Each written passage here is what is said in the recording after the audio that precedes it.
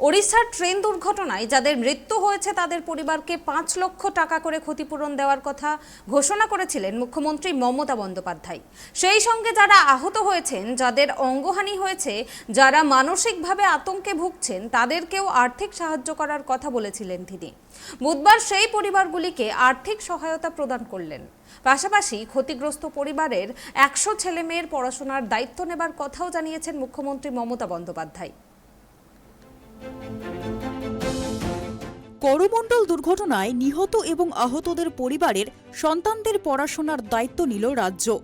Netaji indoor স্টেডিয়ামে আর্থিক সাহায্য প্রদানের মঞ্চ থেকে মুখ্যমন্ত্রী মমতা বন্দ্যোপাধ্যায় বলেন, ১০০ জন ছেলেমেয়ের পড়াশোনার দায়িত্ব নেওয়া হয়েছে।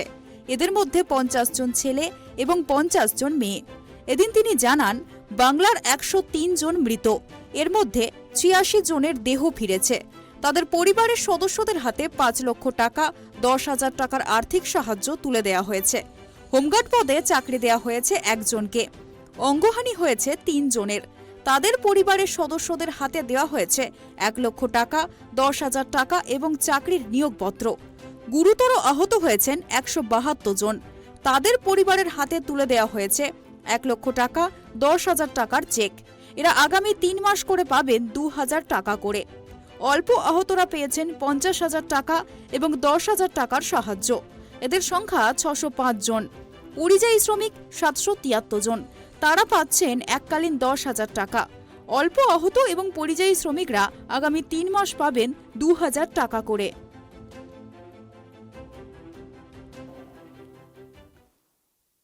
আমাদের মোট আজ পর্যন্ত যে ফিগার আমাদের কাছে আছে, টোটাল ডেথ ১০৩। তার মধ্যে আমরা 86 ডেড বডি পেয়েছি। তাই 86 জনকেই আমরা অ্যাপয়েন্টমেন্ট দিলাম এবং ৫ লাখ টাকা এবং ১০,০০০ টাকা এবং একটা চাকরি এবং আগামী ৩ মাস আরও ২,০০০ টাকা করে।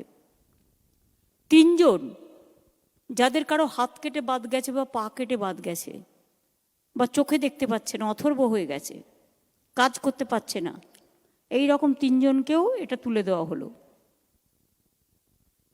মেজর ইনজুরি ১৭২, যাদের হাতে আমরা ১ লক্ষ টাকা প্লাস ১০,০০০ টাকা প্লাস আগামী ৩ মাস আরও ২,০০০ টাকা করে পাবে, এর ব্যবস্থা করে দিয়েছি। মাইনর ইনজুরি ৬৩৫ জন, তাদেরও আমরা ৫০,০০০ টাকা, ১০,০০০ টাকা, আগামী ৩ মাস আরও ২,০০০ টাকা করে পাবেন।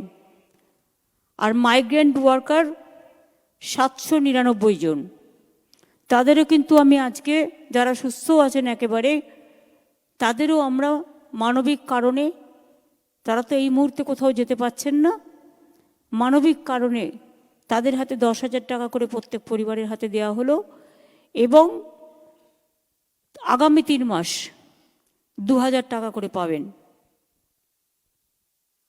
আমার অফিসাররা ভীষণ ভালো কাজ করেছেন, আমার chief secretary, home secretary, DG, CP সবাই মিলে, এডিএম থেকে শুরু করে সকলে। এদিন তিনি বলেন, ৫০ জন নিখোঁজ, তাদের তথ্য পেতে ডিএনএ টেস্ট করা হচ্ছে। তার নির্দেশ, জেলা শাসক কলকাতা এবং রাজ্য পুলিশ যেন চিকিৎসাধীনদের পরিবারের সঙ্গে যোগাযোগ করে জানতে চান ক্ষতিগ্রস্তদের পরিবারের কোনো সন্তান শিক্ষার জন্য সাহায্য চান কিনা। তিনি বলেন, অনেকে চাকরি দিলাম, তবে যদি কেউ থাকেন যিনি সন্তানকে পড়াশোনা করাতে চান তাহলে সাহায্য করা হবে। ৫০ জন মেয়ে ও ৫০ জন ছেলের বিনামূল্যে পড়াশোনার দায়িত্ব নিচ্ছি বললেন মমতা। প্রত্যেক পরিবারের সঙ্গে কথা বলার নির্দেশ দিলেন জেলা শাসক ও পুলিশ সুপারদের। আমি একটা কথা আপনাদের বলি, যারা এখানে উপস্থিত আছেন, সিএসকে বলবো, ডিএম লেভেলে প্রত্যেকটা ডিস্ট্রিক্ট ম্যাজিস্ট্রেট, তারা যেমন পরিবার প্রতি খবর নিয়েছেন, কলকাতা পুলিশ, রাজ্য পুলিশ যেমন পরিবার টু পরিবার কোঅর্ডিনেট করেছে, এখনো তো অনেকে হসপিটালে আছে। আমি বলবো তাদের জিজ্ঞেস করুন, যাদের তো চাকরি আমরা দিলাম, যদি এমন কেউ থাকে তার ছেলে মেয়ের পড়াশুনো চায়, তাহলে আমি কিন্তু একটা রিকোয়েস্ট পেয়েছি, যেটা আমার কাছে আছে, ফ্রি এডুকেশনের জন্য 50টি মেয়ে 50টি ছেলের পুরো ফ্রি এডুকেশনের দায়িত্ব আমরা নিচ্ছি। 2 হচ্ছে, যারা বাইরে যেতে চাইছিলেন বিভিন্ন কাজে, কারণ আমাদের ছেলেপেলেরা জড়িয়ে কাজে খুব ভালো করে, কনস্ট্রাকশন কাজ খুব ভালো করে, স্কিল ওয়ার্কে তাদের ক্যাপাসিটি খুব ভালো আছে। আমাদের অফিসাররা জিজ্ঞেস করবেন, তাদের মধ্যেও যদি কেউ কোনো কাজ করতে চায়, পুলিশকে আমি বলবো, পুলিশের একটা সিস্টেম আছে, এলাকায় এলাকায় নিজস্ব কিছু লোক রাখা, যে সিস্টেমটা as per law and order capacity হয়। এটা খুব কম মাইনে, কিন্তু বাড়ির সামনে কাজটা পায় এবং তাতে তার উপকার হয়। অন্তত যে কাজটা করতে তারা বাইরে যাচ্ছিল, তাতে খাওয়া দাওয়া থাকার যা খরচা হচ্ছিল, তাতে এই কাজটা হয়ে যেতে পারে। আর আমি ডিএমএসপিদের বলবো, মেয়েরা যারা আছে, একান্ত হয়তো তার ছেলে কাজটা পেল, সে পেল না, বা আহত যারা, তাদের দরকার হলে একটা স্পেশাল প্রভিশন করে, শশীপাজা এখানে আছে, চন্দ্রিমা আছে, তোমাদের আমি বলবো, তোমরা কিছু স্পেশাল, যারা অফিসিয়ালি এর মধ্যে পড়ে না, এই স্পেশাল সিচুয়েশনে স্পেশাল আইসিডিএস বা স্পেশাল আশা কিছু করতে পারো কিনা সেটা দেখে নাও, তাহলে মেয়েরা ঘরের সামনে তারাও কিছু কাজ করবার সুযোগ করতে পারবে। উড়িষ্যার ট্রেন দুর্ঘটনা কেড়ে নিয়েছে বহু মানুষের প্রাণ, এখনো নিখোঁজ অনেকেই।